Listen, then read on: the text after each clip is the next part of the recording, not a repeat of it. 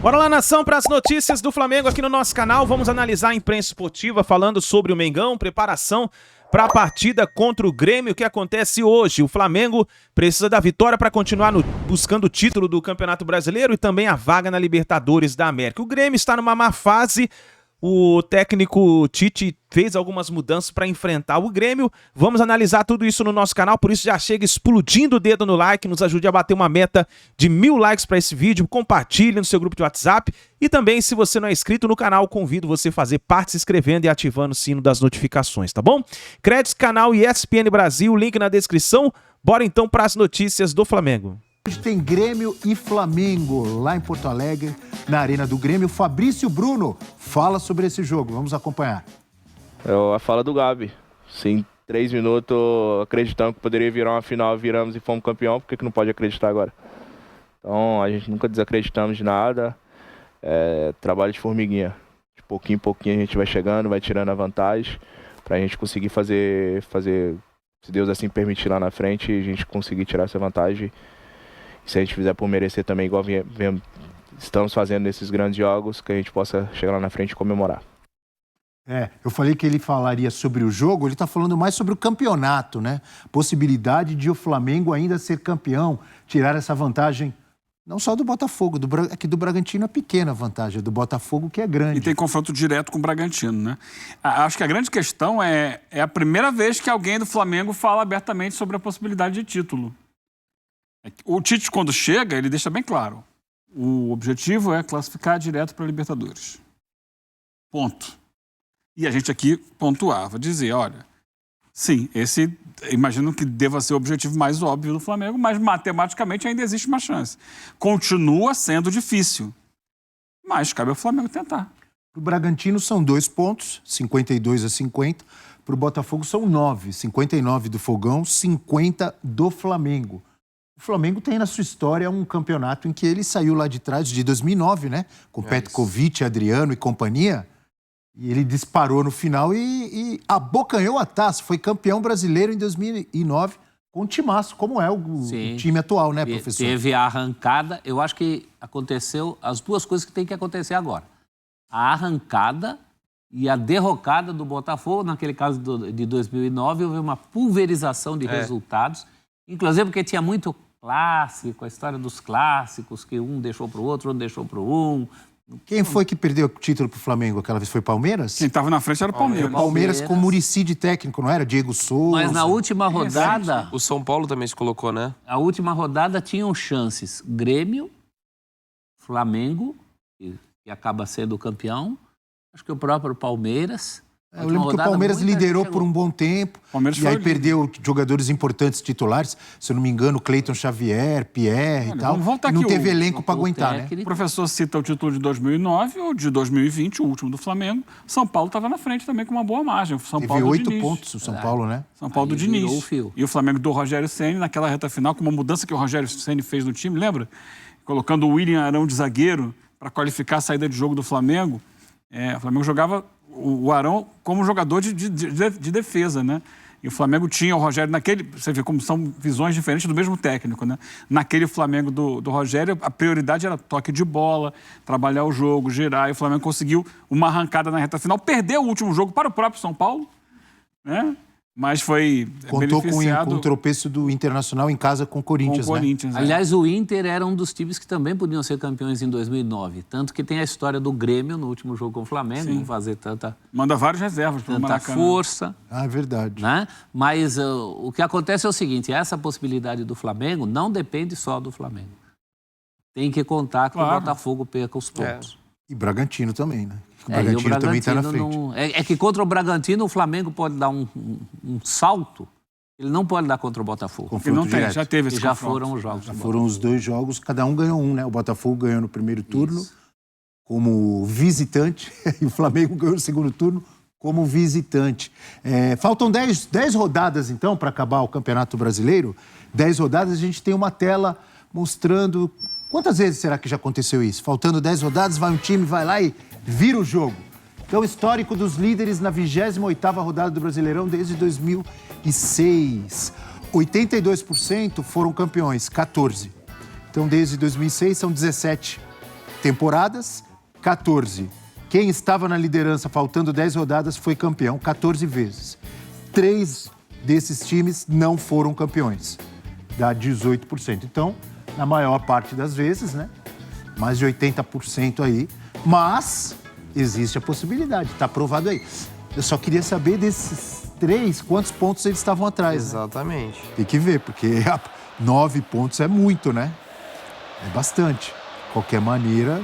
A gente tem que analisar também, se eu não me engano, são 4 tropeços. Eu vou até me certificar agora aqui, por causa do número de vitórias.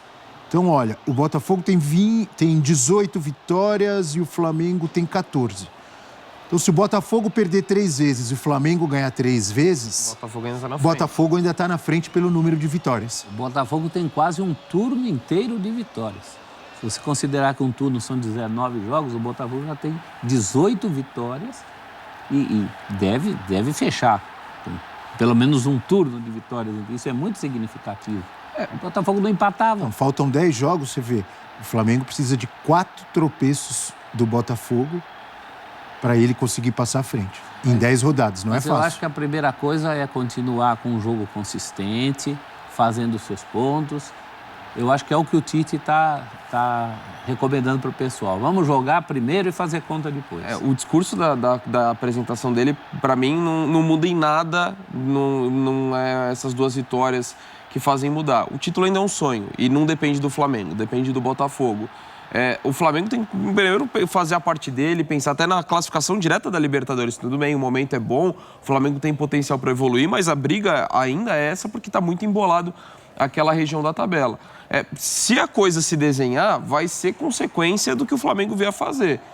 Então não adianta criar também muita expectativa, uma vez que você não depende disso. Acho que o principal do Flamengo é dar sequência, de um time que a gente já viu que coletivamente ele é mais competitivo, não tomou gols desde que o Tite assumiu. Então o Flamengo acho que tem um rumo muito positivo, mas esse papo de título é melhor deixar para lá pelo menos por enquanto. O que o Flamengo pode fazer é aumentar a sombra em cima do Botafogo.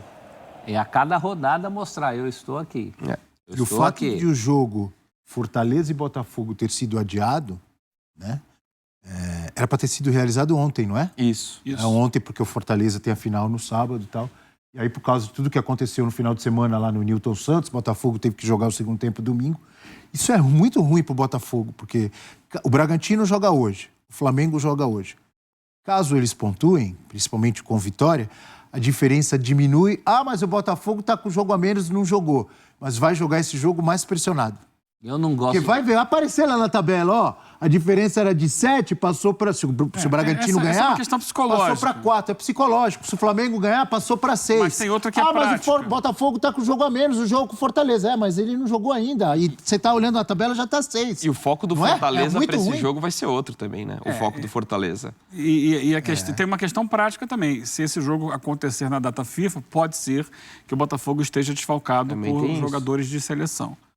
O Botafogo reclama muito da CBF, o Textor, inclusive, disse que fez ver a entidade porque a sua irritação, o seu repúdio à decisão, porque, segundo ele, esse prazo de 66 horas não cabe no caso de um jogo que foi remarcado, um jogo que foi interrompido e continuado no dia seguinte. Jogaram 40 minutos. Era possível, dentro do regulamento, que o Botafogo jogasse na terça-feira e, teoricamente, o prejudicado era o próprio Botafogo. Só ele. Era ele que tinha menos tempo para jogar e ele queria jogar.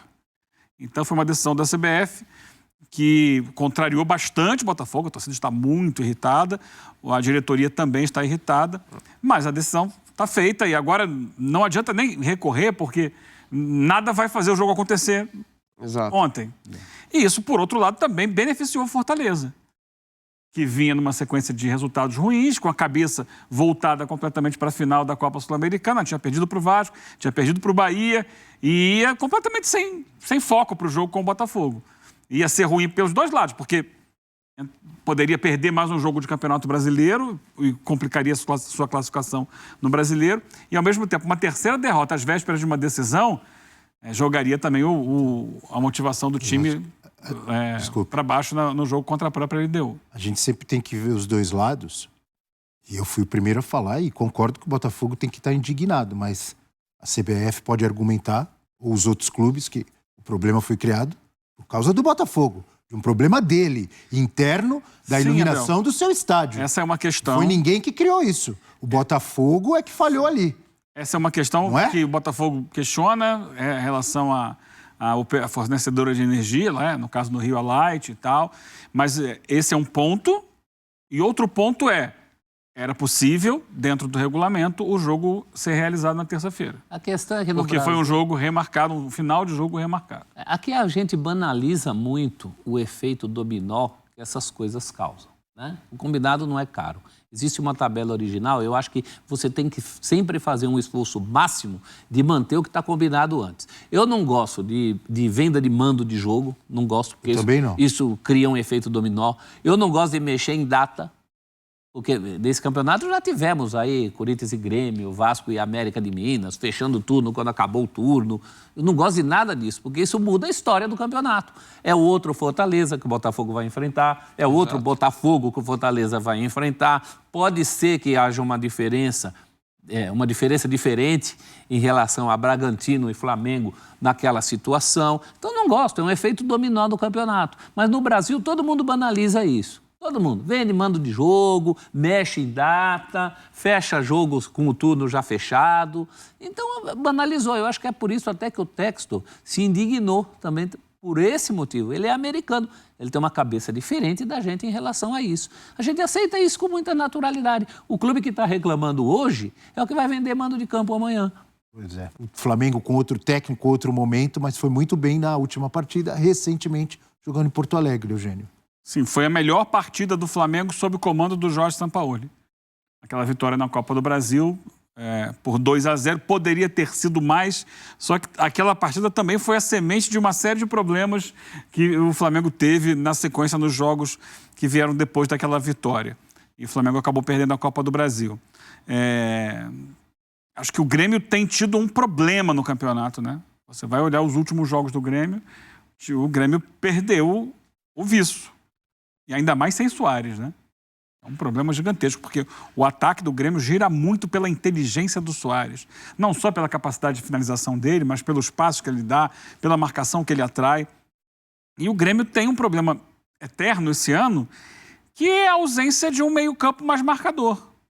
Então, os jogadores de meio-campo do Grêmio, mesmo o Vilhaçante, esse talvez o que tenha maior potencial de marcação, mas PP, Natan, Carbajo, não são jogadores efetivamente de marcação. Isso não é Grêmio, né? Grêmio sem volantes... Não tem.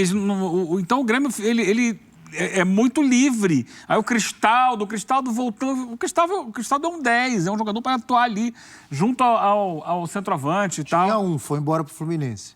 Mas o Thiago Santos não tá no nível, né? E saiu muito em baixa, né? Saiu muito em baixa, ninguém queria que ele ficasse. Só que há uma necessidade de jogadores, você tem que ter dentro do elenco jogadores de todas as funções. Mesmo que você fale um dia assim, hoje eu não quero jogar com volante, eu quero botar aqui um time mais leve no meio-campo. Você pode eventualmente ter isso, mas você precisa também ter a possibilidade de, não, hoje eu quero botar volante, o camisa 5 aqui, que esse cara vai proteger a minha área. É importante ter isso no futebol. E a gente olha o elenco do Grêmio e não tem. Não tem o volante, não tem o camisa 5 no time do Grêmio. E aí você vai enfrentar um Flamengo que tem no meio-campo um Gerson, um Arrascaeta, um Pulgar que chega bastante ao ataque, movimentação. Não sei se joga o Everton Ribeiro de início. Então é um time que tem uma capacidade de construção na intermediária muito grande. O Grêmio sofreu muito semana passada contra o Atlético Paranaense, porque não tinha jogador no meio. O Atlético dominou a maior parte do tempo, porque muito inteligentemente povoou seu meio-campo com 4 jogadores. Então, o Atlético tinha contra o Grêmio semana passada Eric, Fernandinho, Zapelli e Vitor Bueno. Os 4 jogando na intermediária de ataque, e o Grêmio não tinha jogadores para barrar essa produção ofensiva. E a liberdade que o Atlético Paranaense teve é uma liberdade que o Flamengo pode ter para construir jogadas ali, trocando passes na intermediária, até chegar à área. Então é um problema. E o Grêmio caiu de produção, vive um momento de estagnação no campeonato. Esse é um problema. E repito, sem o Soares... A possibilidade desse mau momento, ou desse princípio de crise do Grêmio aumentar é grande? Em outras palavras, o Flamengo é favorito jogando hoje em Porto Alegre, Eugênio? É. Eu concordo com você. O Flamengo é favorito, o Flamengo com o Tite é um time mais equilibrado, é um time mais focado. Me parece que o Tite conseguiu, nesse primeiro momento, trazer o grupo para o pensamento dele. Claro que tem muito a evoluir ainda, mas a gente vê um time que a defesa sofre menos, ainda sofre, é verdade, mas que ele soube, por exemplo, contra o Vasco, no momento de dificuldade, baixar a marcação e não ficar se expondo excessivamente como o Flamengo fazia o tempo inteiro antes da chegada do Tite. O Grêmio, nesse momento, sexto colocado, 44 pontos ganhos, mas está com o Atlético Mineiro logo atrás, com 43, o Fortaleza 42 e o Fluminense também. Óbvio que Fortaleza e Fluminense com foco nas finais mas se você olhar, o Grêmio brigou muitas vezes ao longo do campeonato pelo segundo lugar. Um bom tempo. Agora você olha do Grêmio pro Bragantino, já uma distância gigantesca. 8 pontos do Grêmio Já pro foi. vice-líder. Bragantino e Flamengo já se mandaram. Caiu demais o Grêmio no campeonato, hein? Na economia, o Grêmio estaria em viés de baixa. Ah, é? Na economia? É viés de baixa. E sem muita perspectiva de mudar isso, né? As soluções que o Renato tem tentado, Ferreirinha e Galdino, sabe? Hoje, sem o Soares, eu fecho com vocês, Flamengo favorito. Aí só para pontuar, os efeitos que um Grenal tem na vida, Isso é verdade. tanto de Grêmio quanto de Inter. O Grêmio poderia não vir voando no campeonato, mas vem ali. Perde o Grenal. Vamos lembrar. Foi logo depois da eliminação do Inter na Libertadores, não foi? Exato. Foi logo Na depois. sequência. Logo depois, né? O jogo com o Fluminense e Inter foi na quarta ou na quinta? Na quarta-feira. Na quarta-feira. E no domingo o Grenal. E vamos lembrar, o Inter ganha o Grenal merecidamente, jogando mais bola, se impondo diante do Grêmio. O Renato vai embora e não dá coletiva. O presidente vai a público, fala, olha, não concordamos com a decisão do Renato. Desde então, o Grêmio se perdeu. Então tá aí, nação, essas foram as últimas informações do Flamengo. Então o Mengão está escalado para a partida contra o Grêmio. O goleiro Rossi assumindo a titularidade no gol. Na zaga, Léo Pereira e Pablo. Nas laterais, Ayrton Lucas e Wesley. Meio de campo, Eric Pulgar, Thiago Maia, de Arrascaeta. E, lá na frente ali, Gerson com o Cebolinha, que é o destaque, hein, do treino do Flamengo de ontem. O Tite utilizou o Everton Cebolinha, fez um teste, a gente não sabe se vai ser Everton Cebolinha ou Bruno Henrique. Então essa é a dúvida. E lá na frente, Pedro. Então tá aí, nação. Deixa o like, inscreva no canal, ative o sino das notificações. A gente se vê no próximo vídeo.